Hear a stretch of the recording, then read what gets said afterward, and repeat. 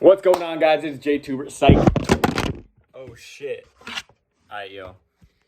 This is Mo Gloves, Mo Problems here. Rocking the Travis Kelce 87. No big deal. I'm going to get into the power rankings for week 6 here.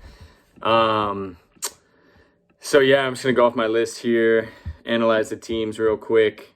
Hopefully encourage more of you to be more active in the league and maybe do something else like this. Be a little progressive, huh? All right, let's get to the teams. All right. First off, we got Tyvonte Hildams, and I don't think this is a surprise to anybody that he's in the top 5. It's expected of manager Kneifel at this point. He's got 2 good PPR running backs, 2 top 3 wide receivers, solid tight end, Dalton Schultz right there. Brandon Cooks is weird. I don't think he'll have a solid game every game, but it's all right. He has a good bench. Chris Carson could do better now that Russ is out for a while. Got his handcuffs. That's a huge thing. It's a handcuff. So a lot of teams that were ranked lower because there's no like guarantee. But yeah, that's all right. That's Will coming in first. Second, had to put myself there. I don't know how you guys feel about my team, but honestly, I really think my team is it's up there. Like, I got my handcuffs. I got 3 top 10 running backs in Chubb, Hunt, and Swift. Chubb and Hunt are a cheat code. Mahomes with Kelsey's a cheat code too. The fact that DJ Moore and Marquise Brown are doing so well this year, I think, is a good projection for the rest of the season. I got 2 good defenses. Marvin Jones, fuck that guy. I fucking hate Marvin Jones. Probably going to drop him this week, actually. Yeah, let's move it along here. Team number 3.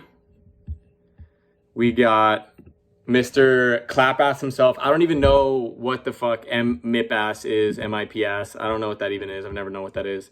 But Stafford's killing it this year. Derrick Henry, Najee Harris. You got Keenan Allen there, Jamar Chase, Chris Godwin. He's got good receivers. He's got CeeDee Lamb on the bench now. I think it's just going to be tough to figure out who to start every week, because I know CD can have some bad games. Chase will probably have some bad games too. He's not going to go crazy all season, but he could surprise us. Could be like Justin Jefferson from last year. Chris Godwin's kind of a question mark. Keenan only has 1 touchdown this year because Mike Williams is eating. Kind of crazy that Mike Williams is at number 2 instead of Keenan, but got a good team. Got Derrick Henry. He's got solidified points every week. One of the highest scoring teams. Yeah, pretty solid.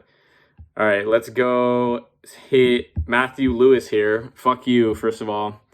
Fuck Lamar Jackson. Fuck all of it. Whatever. Happens. Shit happens. That's all right. Leading our division, though, Louis, 4-1. Lost the first game, came out, won 4 straight. Think that shall continue. That's why you're in that top 4 playoff contention here. Lamar's going to kill it all year. He's getting better as a thrower. Marquise Brown is rising because of that. Aaron Jones is kind of a question mark. I knew he'd have that 40-point game and then have the rest of his season, not even hit 20. He does that every year. He's got 1 huge game, and then the rest are just average or whatever. James Robinson was a surpriser. We didn't think he was going to be so good, even with a team going down. So he's got 2 top 10 running backs, 2 top 10, 2 wide receiver ones. He's got, if his team's totally healthy, he could win it all. If Saquon, he's got the opportunity to start Saquon that flex every week, which is crazy. So, barring no injury, I think Louis should make the playoffs for sure. And Michael Thomas coming back. Let's go to the next squad. Who we got at 5? Oh, that's right. Alex Buttskin coming in at 5. He also has that injury concern with his team, but if everyone gets healthy at once, that's a great squad. I remember seeing Alex's team a few weeks ago, and I was like, fuck, I do not want to play that team. Amari Cooper, Metcalf, Mixon, Dalvin Cook. You got Scadarius, Grace, Tony at the flex here. I think his team has potential here if everybody stays healthy. Yeah, that's really all I got to say there. Team Wada coming in at 6. You got to change the team name, man. You just have to. Watta's in the past. I know it's funny to joke about him and whatever, but Watta's in the past.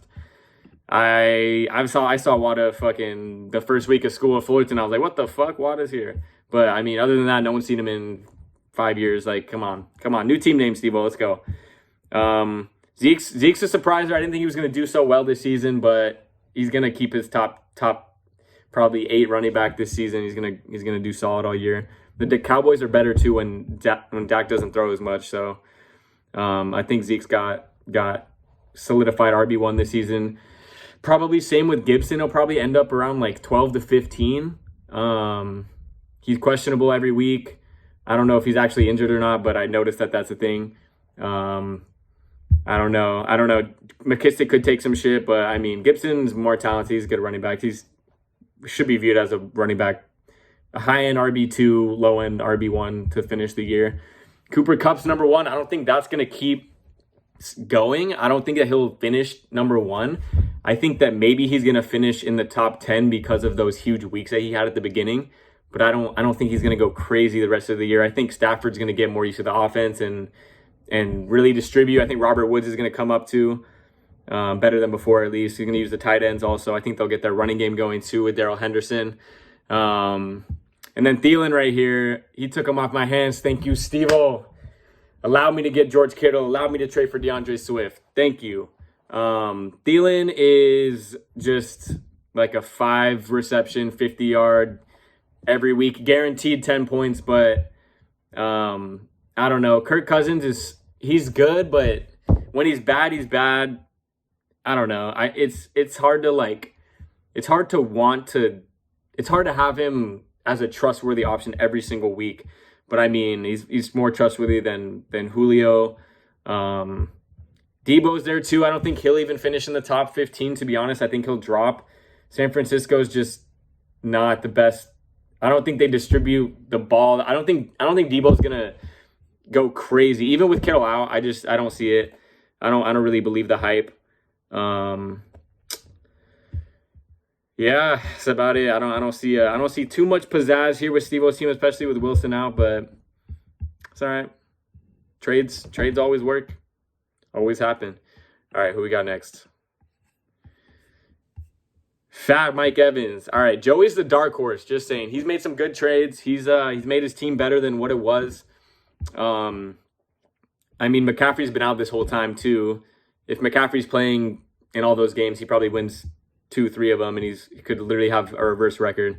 So I would never count Joey out. He fucking knows what's going on. Really studies the game of fantasy football. He still got Darren Waller, who could go off for 40 any week. Mike Evans is kind of a question mark because he's kind of the touchdown guy, but I mean, it kind of just works. It just works. Mike Evans just works. You can't sit him if you have him. It just doesn't work like that. You can't sit him.